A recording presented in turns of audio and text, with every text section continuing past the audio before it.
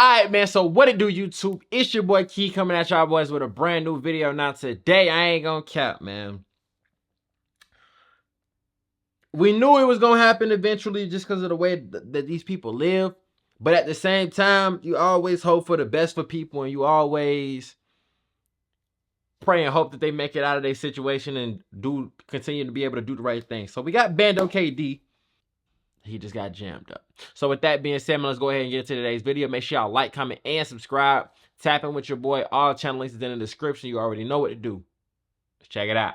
The average fan listens to drill rappers talking about spinning his ops. You never really sit back and think about the collateral damage caused from activities like this. We see and hear stories of dudes straight walking people down and just assume that nobody else got caught in the crossfire. In reality though, bullets just don't stop at their intended target. They keep going, and many times your favorite rapper could end up hitting the wrong person completely. Hold on. 3 men. Chicago police just released new surveillance video hoping to find the gunman who shot and killed a 12-year-old girl. I mean, look at 4PF rapper Dirty Tay. Bro got 17 years for completely missing his target, hitting an innocent toddler, and somehow, some way, people are still saying free this man. And if you think that scenario is bad, just know that Dirty Tay walks. That's because they're not worried about the 3-year-old girl. They're like, man, this is my homie. But in reality, bro, with certain things that just happen, like, bro, it's they take the term with you right or wrong to the next level. I ain't gonna lie, bro. If you my homie and you kill a baby, I can't fuck with you, bro. I might put some money on your books, this, that, and the third, but just to make sure you straight. But I ain't speaking on your situation. I ain't finna be putting your name in no song, no none of that, cause nigga, you did some bogus ass shit. Nigga, if you gonna handle your business and hit the right person. You hitting kids and all type of corny ass shit. But that's the life they live. Bando KD could run when it comes to this hitting innocent bystander shit. We gotta get into Bando KD's situation today because bro took it a step further. In the midst of a crazy beef going on in the South Side, this up and coming rapper got arrested for accidentally shooting a 12-year-old kid, killing her during her birthday celebration, and literally got caught. Oh shit. Okay, this is worse than I thought. Cause when he said it earlier, I'm like, ain't no way. There's no way. But I guess it's a fact. I guess he killed the kid. 4K on CCTV doing it. It's honestly a sickening situation. Is this the 4th of July shooting that they were talking about? Out and about free for over 2 years before getting arrested and charged for her murder today. Really take a second to process how crazy that is. I got a lot of questions. First off, how is KD in your name but you can't shoot for shit? Bro should have just named himself Bando Julius Rando, because when you look at the CCTV footage, it looked like bro was just shooting his gun in any random direction like it was a COD lobby. But this was very much real life. The part that gets me is the timing of all this is insane, because he was just getting a nationwide buzz around his name with a pretty big press run. Wait, no. But then he said 2 years. Okay, I'm trying to figure it out, because I remember watching a video about murders that happened in Chicago, and this was on the South Side, and it said a 12-year-old girl got hit like while I was popping fireworks like 2 years ago. But the thing about it is, I could have swore I heard in his No Jumper interview, he was just saying that people be out here shooting and killing kids. I swear I just heard him say that.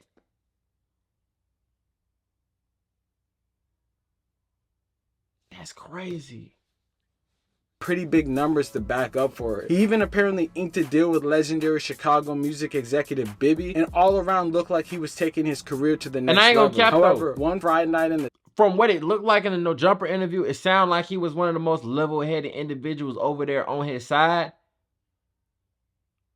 But it makes you look at a lot of things differently. Like, bro, what you hit a kid, bro? And you was just on there talking about, that's crazy. trenches would change the trajectory of his life and everyone involved forever. And now he's gonna face the rest of his life behind bars if he loses this case. Man, today we gotta get into the whole situation right now. The beef that made Bando KD slide just to crash out on camera and everything in between. But before we do, gang, I'm gonna need you to do something for me, man. Like, comment, subscribe. We finna run this video. Make sure y'all check out the merch link in the description at staysafeworld.com. Man, hit that notification bell so whenever I post, y'all tune in right away. So let's get into this, man. Chapter 1, Gang Capital USA. Chicago is the most gang-occupied city in the United States, with over 150 different gangs and 150,000 members sharing beef and alliances. Chicago is a very real example of what you get when you mix a large urban sprawl with harsh redlining and segregation, with no economic opportunities and guns readily available from nearby states with very lax gun laws. Crazy thing is, this is not even a new problem. For over a century now, Chicago has been known as the gang capital of US, when Italian-American mob turned into black and Hispanic gangs and now renegade cliques hell-bent on upping the score no matter who gets in the way. It was within this gang-ridden environment in the early 2010s when a new genre of rap music was called drill was created. It was a voice and opportunity for those street soldiers left behind in the trenches. Since the beginning of drill, fans were able to look at hood legends who would eventually make a name for themselves telling the stories of their come up. Lately though, the newest generation of drill artists is less concerned with the actual music and more concerned with upping the score on some serial killer shit one body at a time. In the past year, the drill genre has experienced actual serial killers going viral, taking the forefront of the genre, like YBC Duel, fellow Chicago rapper Bloodhound Lil Jeff, and one of the newest out of the rack, Bando KD. One doesn't just wake up one day and decide to shoot a little girl on an accident. The real reason behind this type of aggression is an ongoing gang war between two neighboring gangs that has residents afraid to go out at night and cops even afraid to patrol. In order to understand it though, we gotta get back all the way from the jump to explain how things even got this bad, and we're gonna do that right now in chapter 2, M Block vs 7200. While one family was left to pick up the pieces in an unexpected death, two gangs in the area were waging a war where there was no winner in sight. Like many things in Chicago, the beef between the gangs M Block and 7 Deuce DMG is something that's been going on for a minute now. I think I heard of just DMG. getting everyone's eyes on it right now because of the big names associated with each group. M Block is a set of gangster disciples that's originally an offshoot of the hood 069 Base World. Base World basically being the OG set, named after a fallen member who lost their lives in the 2010s. Posted in the West Inglewood area, Southwest Chicago, M Block got their name from the street South Maplewood Ave, which runs through their hood, with their set found near the intersection of Maplewood.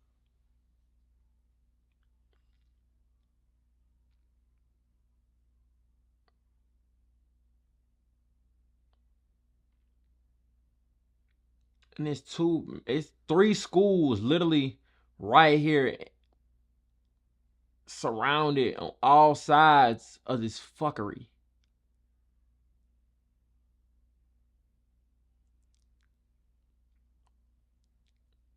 Lynn Blom Math and Science Academy, William Rainey Harper High School, Charles R. Henderson Elementary School. This shit crazy, bro. I'm trying to get an understanding of and 69th Street. M Block is home to rapper Bando KD. M Block, just like Bando, has a pretty strong reputation for being straight crash dummies. I can't lie, we gotta keep it 100. Even before finding out about this incident, I feel like everything that I saw from Bando and other members of that group is just straight fried activity. For being exposed for the shooting a while back on live with a random thotty, to going on live in a high-speed chase with Chicago PD on the regular. So people been knowing that he was the one who hit that kid. She went on live basically telling on him. Oh shit. Yeah, over to pull up on the. Oh yeah, this shit was dumb as hell, but he got away though.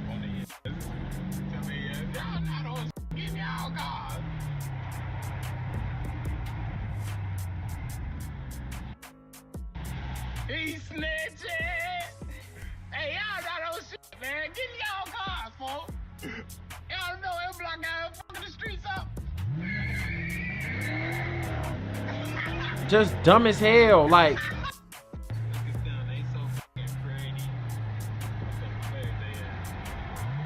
It looked like he in a Charger.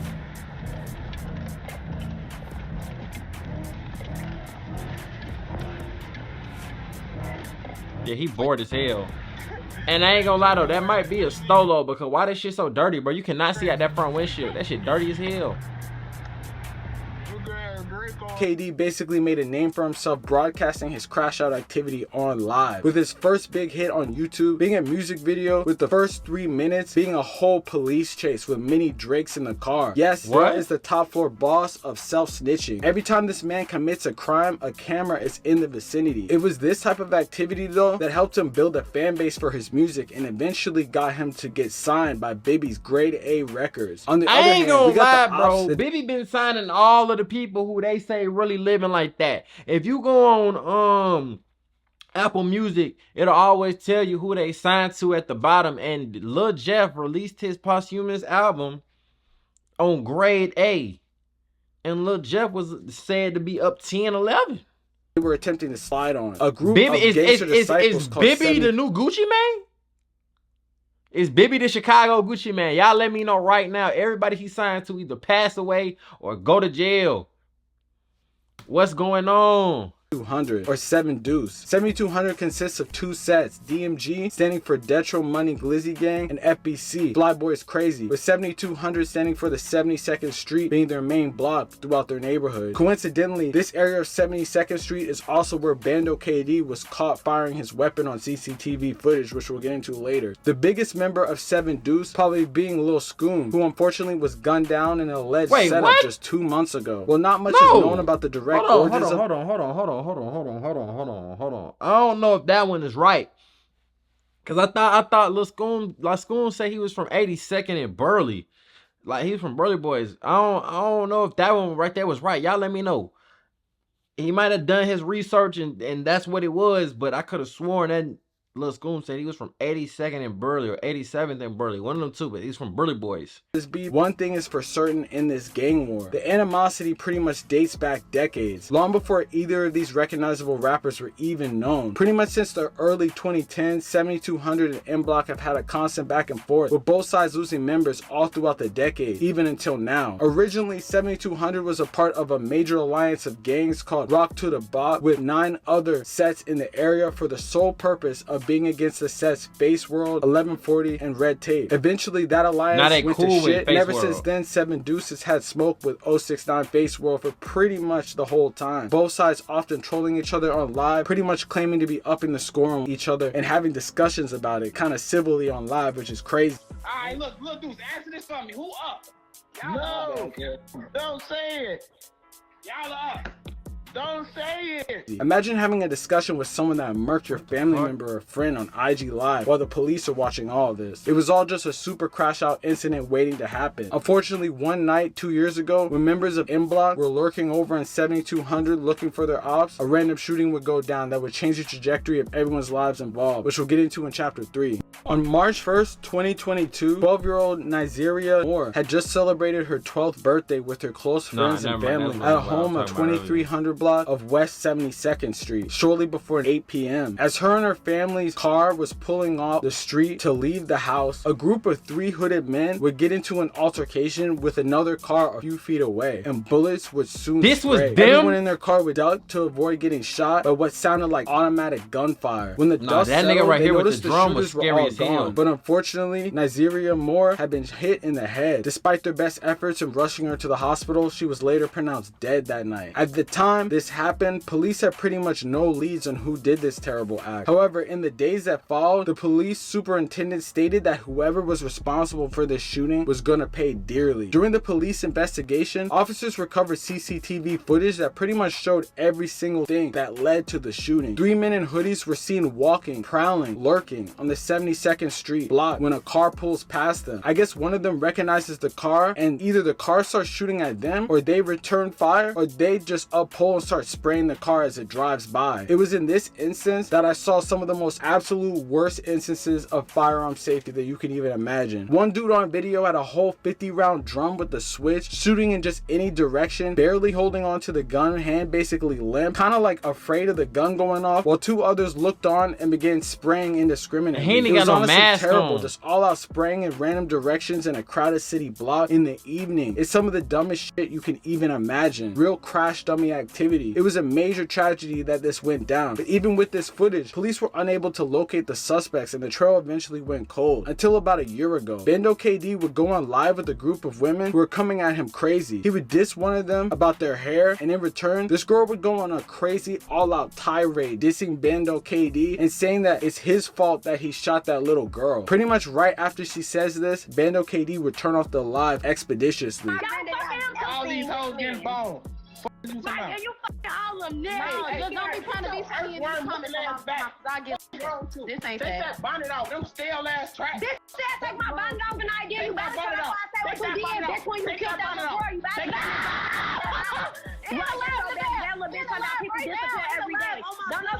Obviously, it was too late because everyone has a recording of it now. I have no doubt in my mind that the police were probably watching this Instagram live and Instagram for the longest, waiting for him to slip up. Although he never stated anything about it in itself or his ongoing situation with 7 Deuce, it definitely did not help his public image in the eyes of police to be seen around those type of statements. Fast forward several years later, and Bando KD was finally getting nationwide recognition, getting interviews with podcasts like No Jumper and label meetings in LA, and it seemed like things were finally moving you want to know what right they direction. do? As soon as they see you about to blow and really having your motion, they pull that rug from underneath your feet.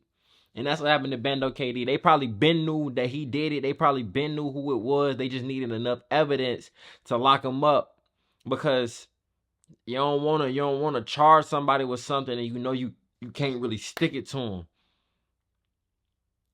But my thing is, if you was willing to say that shit on Instagram Live, why wasn't you willing to say that shit to the police or something? He should have been locked up for it if you was feeling like that just because he said something about your hair.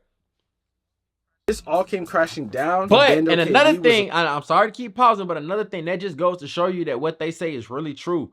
That, in order for things to get solved, this, that, and the third, somebody got to talk. Everybody be knowing who did what and how it happened, but nobody wants to say anything in fear of being labeled a snitch, in fear of, you know what I'm saying, retaliation from whoever. And I mean, shit, it's the truth.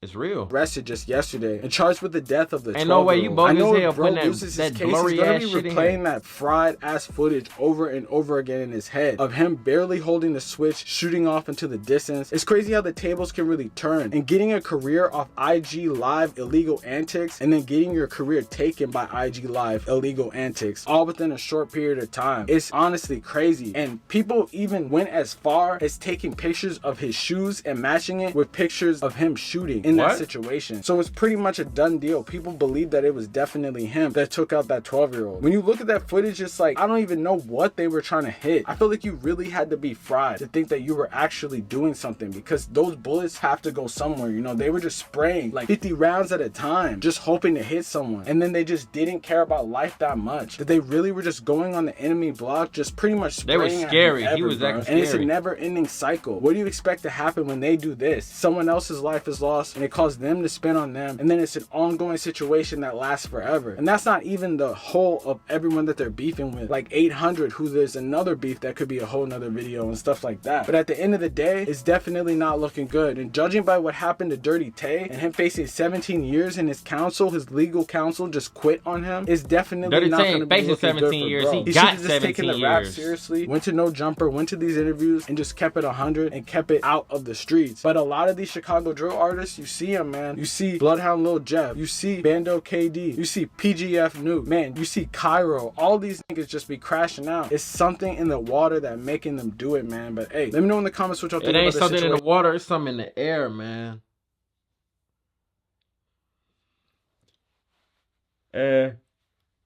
He was doing what he was doing. He was making music. He was handling his business. Okay, cool. But, my nigga, if you sat right here and ended the life of a 12-year-old girl shooting scary into a crowd, bro, you deserve kind of what's going to happen to you. You feel me? Not only do they got that video, but they probably got somebody who going to tell on you. And that person who going to tell on you, you probably already knew them. But you going to go on there and plus your Instagram lives, and you going to go in there and you going to say, somebody told on me. They out here snitching. With things like this, it makes you look at a lot of people differently, because, especially just the people in this video, everybody around you know you killed that little girl. Allegedly. Probably 2 of the people on the same very block with you was there when you did it. Now, the same thing that I will point out is that they're saying that he's the one who actually shot the girl versus him just being there. So that's a big difference too. But with that being said, man, y'all let me know what y'all feel about this video, how y'all feel about this situation. Bando KD arrested for sliding on the ops and hitting a 12-year-old girl. If this was your homie, you still kicking it with him or not? Let me know. But it's your boy Key checking in, checking out. Make sure you like, comment, and subscribe. I'm gone.